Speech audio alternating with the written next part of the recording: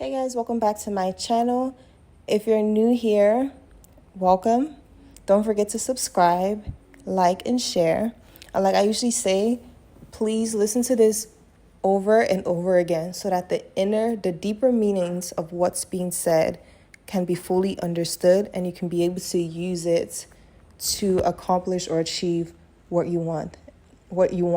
And with that being said, let's get right into the video. Christmas.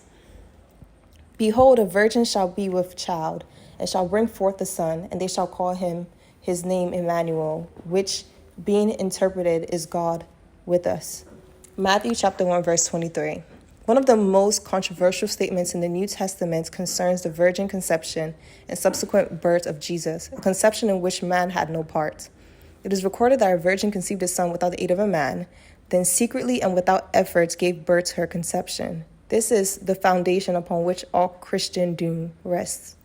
The Christian world is asked to believe this story, for man must believe the unbelievable to fully express the greatness that he is. Scientifically, man might be inclined to discard the whole Bible as untrue because his reason will not permit him to believe that the virgin birth is psychologically possible.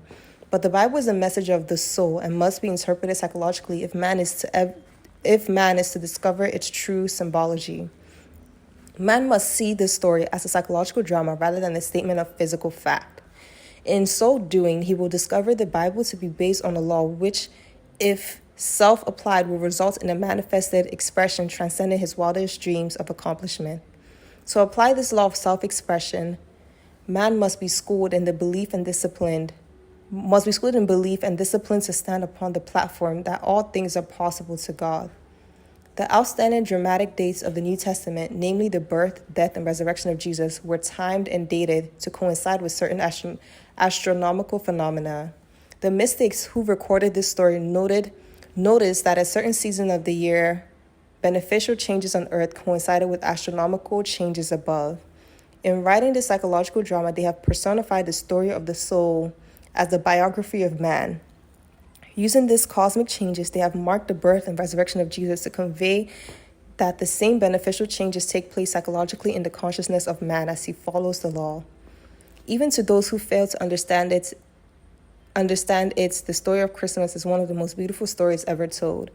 When unfolded in the light of its mystic symbology, it is revealed as the true birth of every manifestation in the world. This Virgin Mary is recorded as having taken place on December 25th, or as certain secret societies celebrated on Christmas Eve at midnight of December 24th. Mystics established this date to mark the birth of Jesus because it was in keeping with the great earthly benefits this astronomical change signifies. The astronomical observations which prompted the authors of this drama to use these dates were all made in the northern hemisphere. So from an astronomical point of view, the reverse would be true if seen from the southern latitudes. However, this story was recorded in the north and therefore was based on northern observation. Man very early discovered that the sun played a most important part in his life, that without the sun physical life as he knew it could not be. So these most important dates in the story of the life of Jesus are based upon the position of the sun as seen from the earth in the northern latitudes. After the sun reaches its highest point in the heavens in June, it gradually falls southward, taking with it the life of the planet's world, so that by December almost all of nature has been stilled.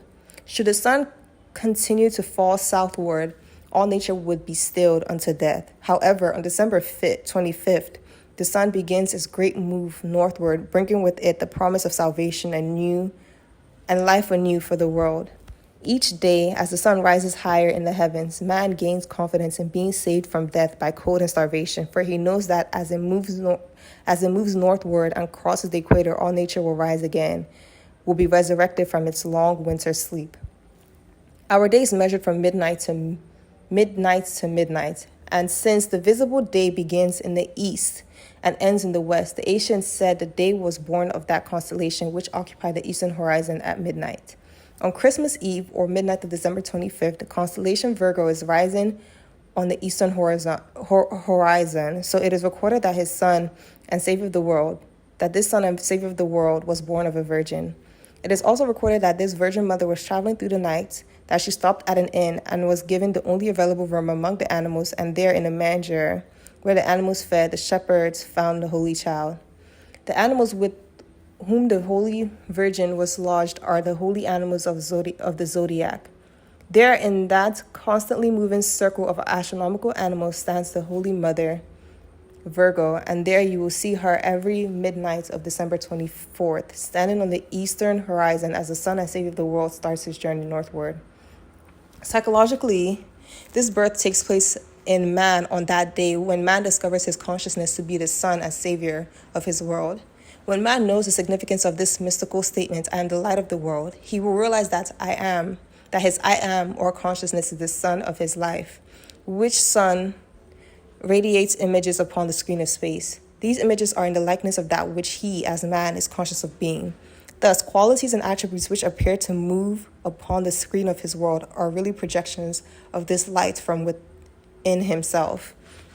The numberless unrealized hopes and ambitions of man are the seeds which are buried within the consciousness or virgin womb of man. There they remain like the seeds of earth, held in the frozen waste of winter, waiting for the sun to move northward or for a man to return to the knowledge of who he is. In returning, he moves northward through recognition of his true self by claiming, I am the light of the world.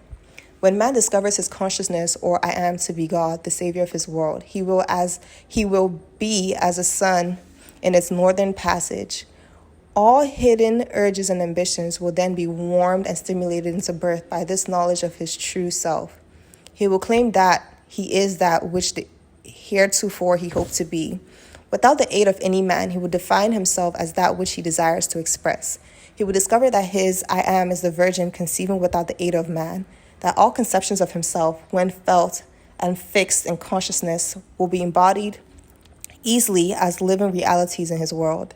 Man will one day realize that this whole drama takes place in his consciousness, that his unconditioned consciousness, or I am, is the Virgin Mary designed to express that through this law of self-expression.